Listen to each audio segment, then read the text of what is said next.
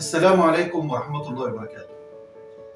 فكرت كتير قبل ما اطلع اقدم لكم المحتوى الجديد اللي انا عاوز اقدمه النهارده ده، ان يكون محتوى هادف ويكون بيناقش قضايا مهمة بتواجهنا النهارده في مجتمعنا. وعلشان خاطر يكون المحتوى ده يكون هادف فعلا، اكيد لازم يبقى محتوى هادف، لان احنا شبعنا كتير من المحتويات الغير هادفة اللي موجودة دلوقتي على السوشيال ميديا. وطبعا احترت كتير في ان انا اسمي المحتوى ده باسم، علشان خاطر الاسم ده يفضل مع المشاهد لحين حل المشكلة اللي احنا فيها او المشاكل اللي احنا بنواجهها في مجتمعنا. وفي ناس كتير اقترحت عليا اسماء كتير وانا اقترحت اسماء كتير، ولكن في الاخر انا وصلت لاسم يا ريت كلنا نتفق عليه لحد ما الناس اللي بتحل تلاقي لنا حل. لحد ما الناس اللي بتحل تلاقي لنا حل. ان شاء الله هيكون محتوى هادف وهنقدم فيه وهنناقش فيه جميع القضايا اللي بتخص المجتمع دلوقتي واللي احنا بنواجهها في مجتمعنا الآن. لحد ما الناس اللي بتحل تلاقي لنا حل. وعلى بركة الله هنبدأ مع بعضنا النهارده، هنناقش قضية كلنا بصددها اليومين دول. كل سنة وانتم طيبين، رجب خلاص وشعبان على الأبواب، ورمضان إن شاء الله بمشيئة الرحمن بعد كام يوم إن شاء الله على الأبواب. احنا طبعا بنواجه مشكلة اليومين دول موجودة في مجتمعنا، اللي هي مشكلة الطعام، واللي كلنا كبيوت مصريين بنواجهها وبنعاني منها كتير، وبيعاني منها كتير من الشعب المصري. كل سنة قبل رمضان أو أثناء رمضان أو وجود رمضان في ناس أهل خير كتير ربنا سبحانه وتعالى فاتح عليهم ومديهم كتير من فضله، بيحبوا ان هم يقدموا زكاة مالهم او يطعموا الناس او خلافه. في منهم اللي بيعمل موائد رحمن ربنا مقدره، وفي منهم اللي بيعمل شنط ويفرقها على الغلابة والمحتاجين، وفي منهم اللي بيذبح، وفي منهم اللي بيفرق لحوم، بيشتري لحوم من الجزار ويفرقها على الناس، وفي منهم اللي بيوزع فلوس. اليومين دول يومينكم، يوم دي الايام دي ايام الناس اللي معاها وربنا سبحانه وتعالى فاتح عليهم، وكانوا السنين اللي فاتت بيعملوا موائد رحمن وبيوزعوا شنط على الناس وبيوزعوا حاجات كتير على الناس، وخير ربنا سبحانه وتعالى بيدوا للناس من فضل ربنا سبحانه وتعالى.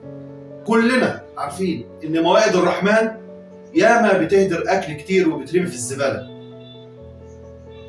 وفي شنط ناس بتعمل شنط كتير من أهل الخير وبتوزعها وبتروح لغير مستحقين، وإحنا عارفين الكلام ده كويس. وفي ناس بتوزع لحوم والناس بتاخدها ببيعها وما بيكونوش محتاجين ليه. وفي ناس كتير بتوزع فلوس لناس مش محتاجة فلوس أصلا، وطبعا دول بيبقوا ناس محترفين بيقفوا لأهل الخير ياخدوا منهم الفلوس وهم مش محتاجين. في جزء كبير من الشعب المصري محتاج بالفعل مش كلام. فاليومين دول انا بقول للناس دي اهل الخير ان اليومين دول هي التجارة فعلا مع الله. يا ريت نستعد من اول شهر شعبان ان شاء الله واول اسبوع فيه. وعندي فكرة بسيطة يا ريت كلكم توافقوني عليها، وممكن نطرحها للنقاش على الصفحة بتاعتي، وإن شاء الله بمشيئة الرحمن نناقشها بموضوعين.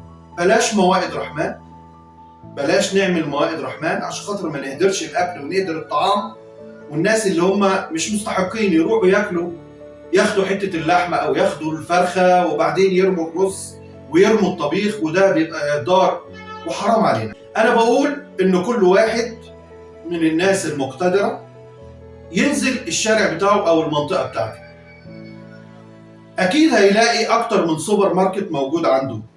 في سوبر ماركتات كتير، أقرب ناس عارفة الناس المحتاجة بيبقى صاحب السوبر ماركت، بيجي ياخد منه بيضتين، واللي بياخد منه ب5 جنيه جبنة، واللي بيجي ياخد منه حاجات قليلة جدا، وهو عارف الناس الفقيرة المحتاجة وعارف الناس اللي بتيجي تطلب طلبات كبيرة.